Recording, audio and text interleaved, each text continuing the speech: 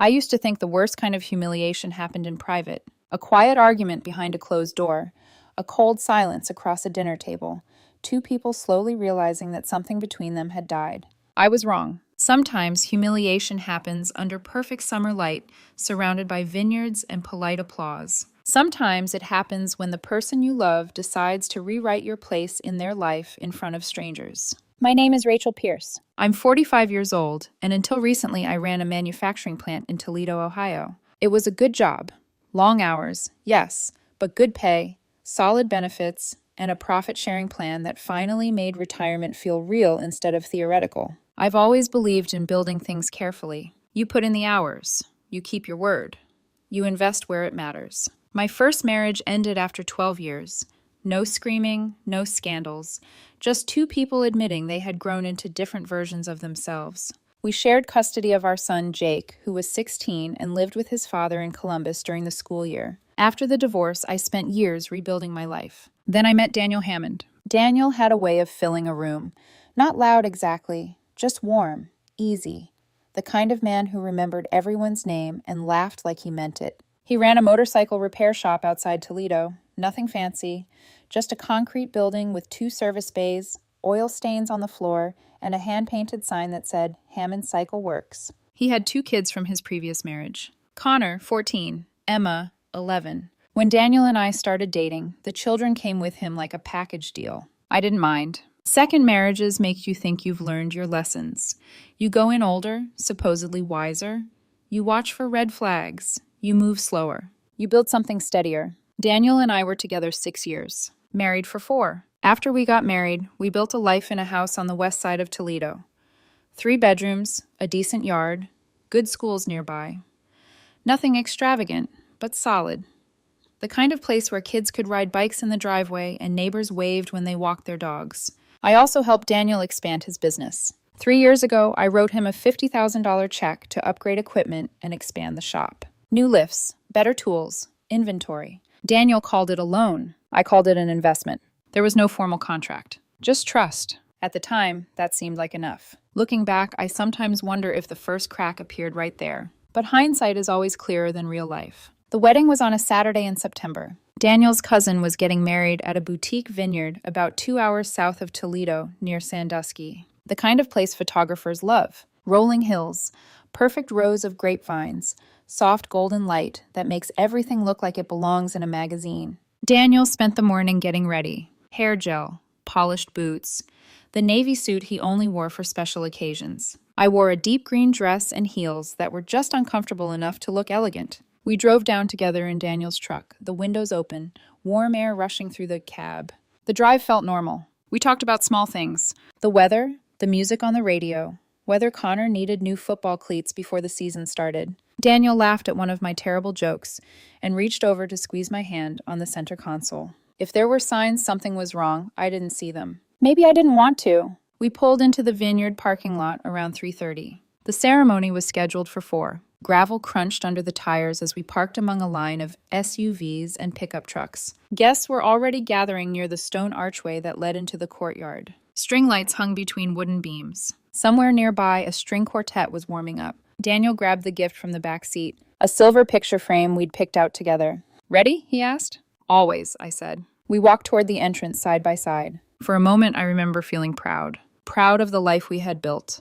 Proud of the family we were trying to hold together. That feeling lasted exactly 12 seconds. Near the entrance stood the reception table. White linen cloth, a guest book, a neat seating chart mounted on an easel. Behind the table sat a woman with a clipboard and a smile that looked professionally installed. Mid-50s, pearl necklace, the type of wedding coordinator who had seen every family drama imaginable and quietly judged half of them. She looked up as we approached. Names, please. Daniel stepped forward. Daniel Hammond. He signed the guest book with a quick flourish. Then the coordinator looked at me. Her pen hovered above the page. And you are?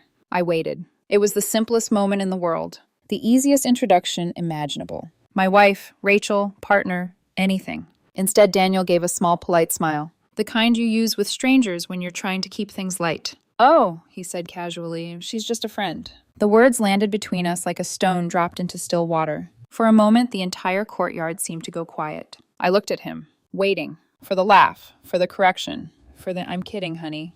But Daniel had already turned back to the coordinator, pointing at the seating chart. Do you know where the Hammond table is? My chest felt strangely calm, cold, clear. In that instant, something inside me clicked into place, like the final piece of a puzzle I hadn't realized I was assembling. I smiled slowly. Then I said, loud enough for anyone within 10 feet to hear, actually, I paused just long enough for Daniel to turn. I'm just the ex. The coordinator blinked. Daniel's face drained of color. Someone nearby stopped mid-conversation, but I didn't wait for reactions. I turned and walked away. No yelling, no tears, just quiet footsteps across white gravel. Behind me, Daniel's voice cut through the courtyard.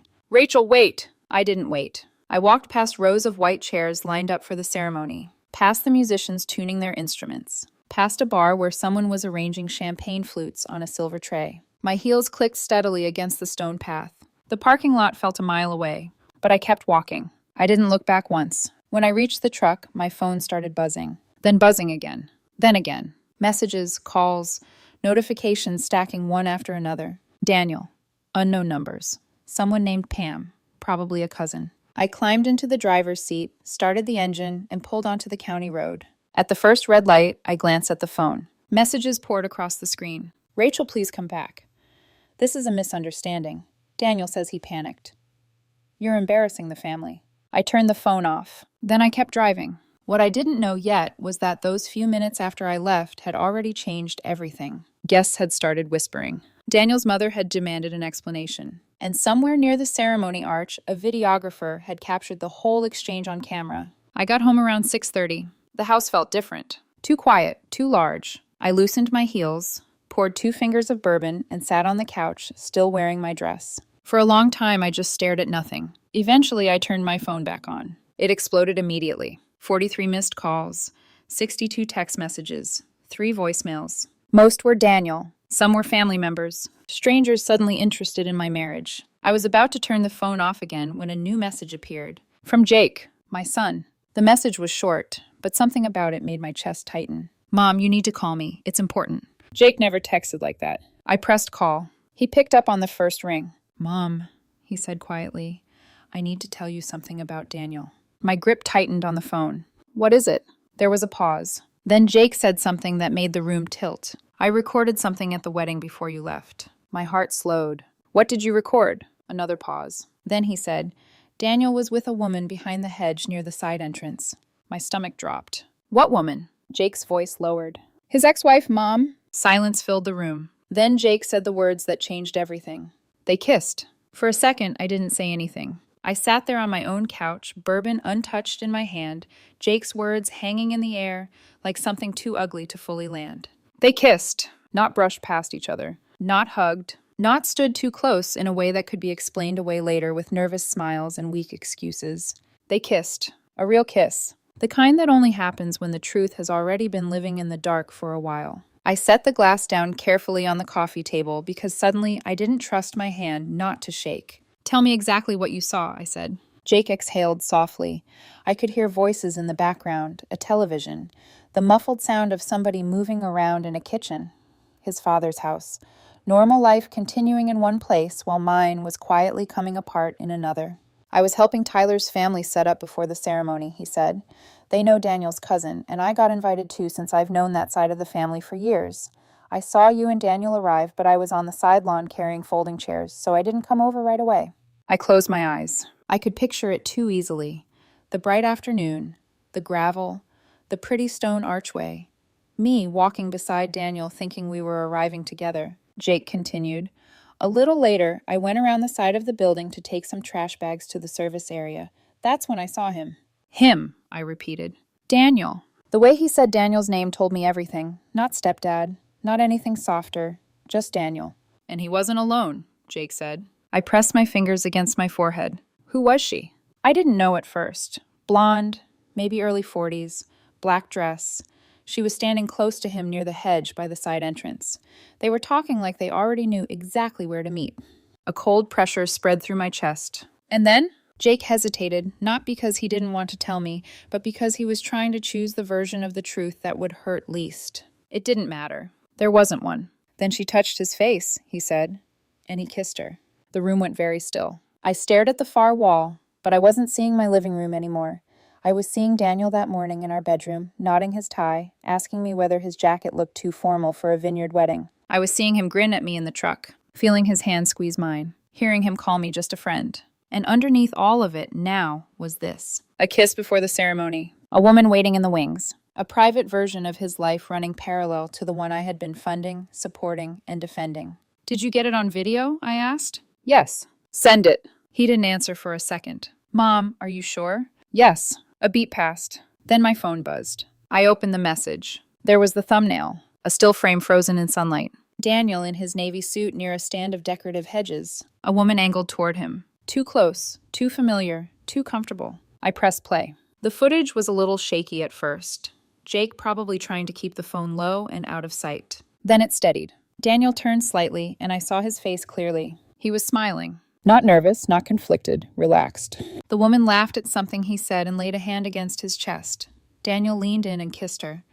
Not long, maybe 4 seconds, but long enough to erase every possible excuse before it could even be spoken. When they pulled apart, she smoothed his lapel. He said, "See you at the reception." She smiled and answered, "Act natural." The video ended. I watched it again. Then a third time. By the second viewing, the pain had already begun doing something strange inside me.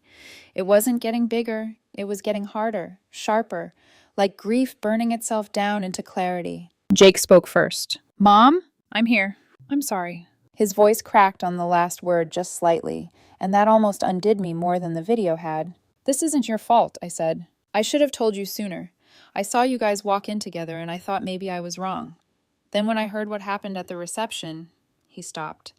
"I figured you needed to know everything." I swallowed. "You did the right thing. Are you okay?" No, but okay was a childish word for what this was. Okay belonged to scraped knees and flat tires and bad days at work. This was the moment a woman realizes the humiliation that cut deepest in public was only the polished surface of a much older betrayal. "I will be," I said. Jake was quiet for a second. "What are you going to do?" I looked down at Daniel's messages filling the screen. "Rachel, please answer. Please let me explain. It wasn't what it looked like.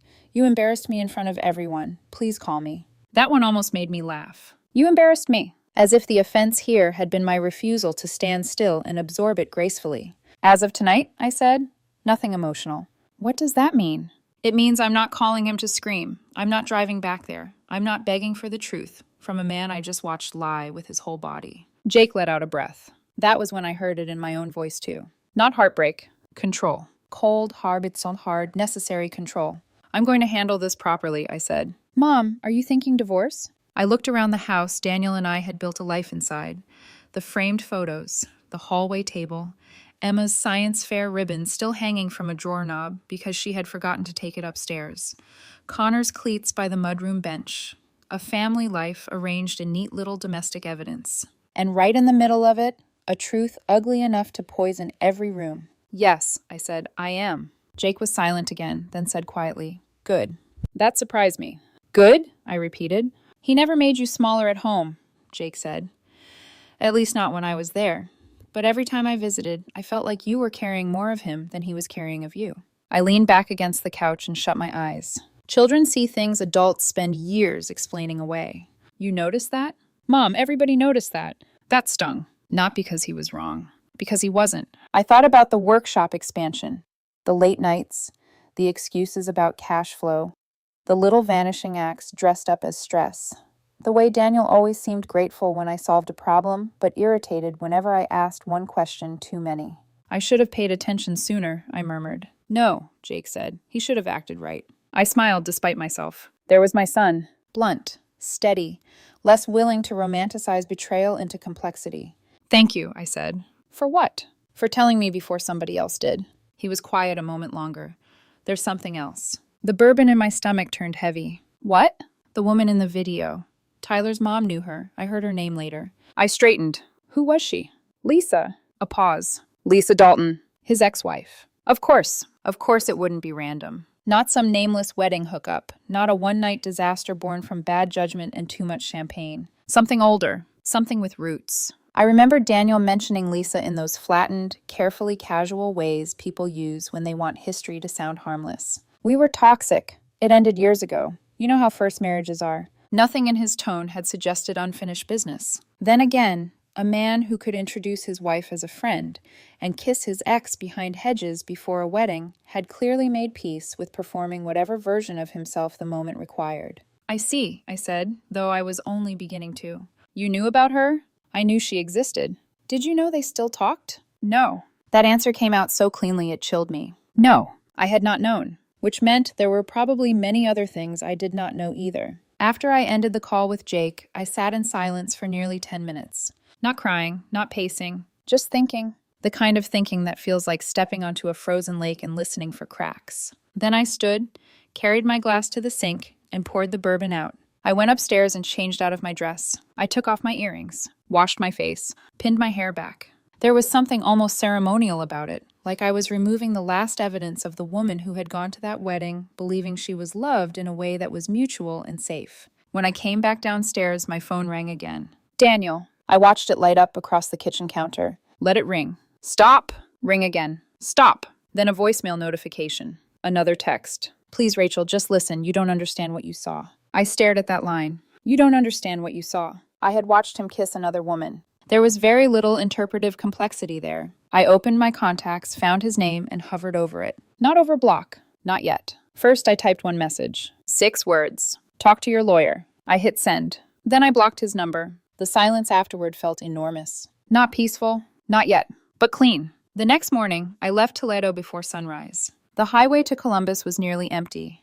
The sky still gray-blue, the fields flat and quiet under the early light. I drove with both hands on the wheel and no music on. Just road noise. Just thought. There are moments in life when you can feel the hinge turning. A distinct before. A distinct after. By the time the Columbus skyline appeared in the distance, I knew exactly where I was in mine. I wasn't going there to ask what to do. I already knew. I was going there to begin. My ex-husband, Michael Pierce, had a law office in a restored brownstone not far from downtown. He handled property law, business disputes, and complicated family cases. Walking in that morning felt strange, backward and forward at the same time. His assistant looked up as I entered. Rachel, is Michael in? She must have seen something in my face because she didn't ask questions. She simply nodded. He's in his office. Michael stood when I walked in. Crisp white shirt, rolled sleeves, calm expression. He looked at me once and skipped hello. What happened? I closed the door. Then I set my phone on his desk.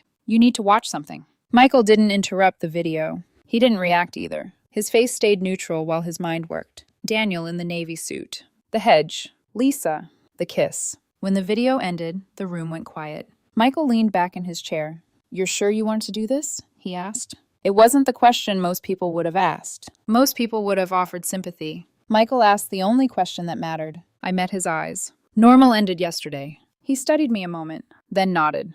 All right. He pulled a yellow legal pad closer. Let's start with assets. An hour later, the page in front of him was filled with numbers. The house in Toledo, paid off 2 years earlier. Estimated value, $320,000. The lake property I inherited from my grandfather. A cedar cabin on Menno Island. Tall pines, quiet water. My childhood summers. Estimated value, $475,000. My profit-sharing account from the plant. Just over $200,000. Then the one Daniel didn't know about. Michael glanced up. You still have that offshore account? Yes. How much? About $190,000. He whistled softly. You always did believe in contingency plans. I believe in protection. He wrote it down. Then he tapped his pen.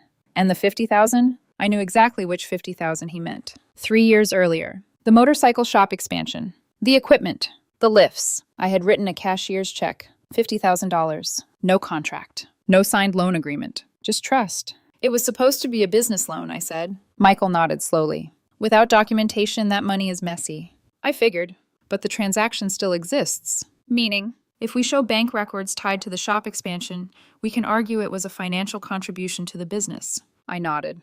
But that's not the main fight, he said. What is? Protecting what you already own. He wrote 2 words across the legal pad. Asset shielding. We move fast, he said. How fast? 72 hours. Within days, the legal machinery was moving. Michael filed a fraud complaint connected to the suspicious loan withdrawals. He placed a protective lien on the lake property, and he created a temporary holding structure to isolate key assets. Documentation followed. Bank records, transfer history, business deposits, every financial movement connected to Daniel. When Daniel tried calling again through new numbers, my answer never changed. Talk to my lawyer. Then something unexpected happened. Emma called. Daniel's 11-year-old daughter. Rachel, she whispered. Emma? I'm not supposed to call you. Where's your dad? He's not home. Who is? She hesitated. Rick. The name meant nothing to me yet. He rides motorcycles, she added. Not exactly helpful. But the next words were, Mom says he's helping with money stuff. Mom. Lisa. Emma lowered her voice. I heard them arguing about selling the lake house. Every muscle in my body went still. My lake house? Yes. The property Daniel had never owned. The property Michael had just legally protected. But if someone believed they could sell it, that meant they were planning something. Michael investigated the name that afternoon. Rick Dalton. 42. Motorcycle enthusiast. And with a history of financial fraud complaints. The connection appeared quickly. Rick Dalton had a sister, Lisa Dalton, Daniel's ex-wife. The woman in the video, of course. It wasn't random. It was a network. 2 days later, Daniel's father arrived at my door. Robert Hammond, 73 years old, retired electrician. He looked exhausted. I co-signed a loan for Daniel 2 weeks ago, he said quietly. How much? $50,000. The same amount I had once given Daniel. Where did the money go? Robert shook his head. The whole loan was withdrawn in cash. When? Over 3 days. Where? ITMs in Toledo and Sandusky. Sandusky. The wedding weekend. Michael needed that information immediately. Later that week, my plant supervisor showed me something on his phone. A video. The vineyard. The reception table. Daniel saying the words, she's just a friend.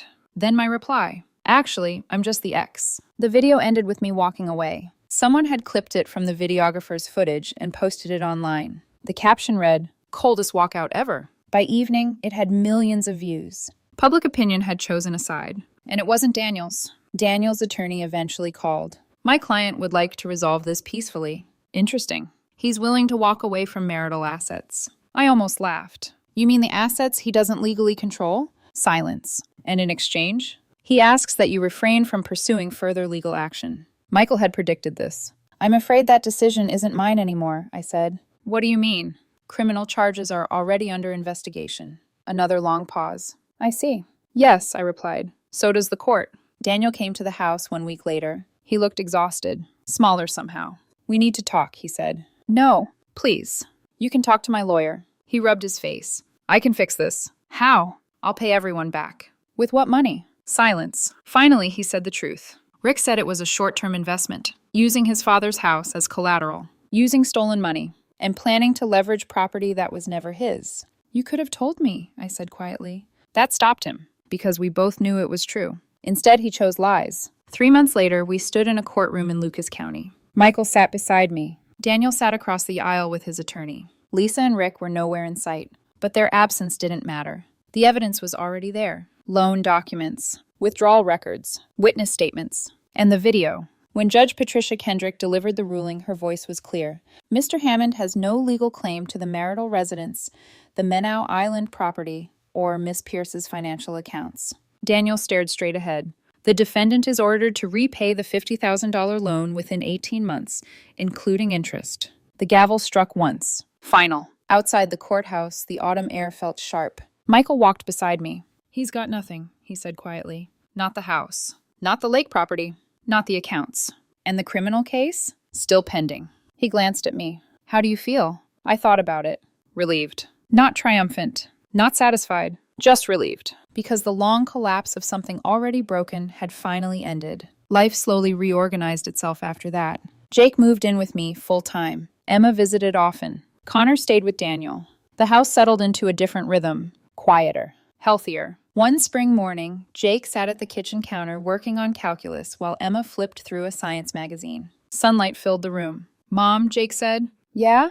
Maybe this summer we should go to Menau Island. The lake cabin. My grandfather's place. The property Daniel once thought he could sell. Just the three of us, Jake said. Emma nodded eagerly. We could swim. I smiled. All right, I said.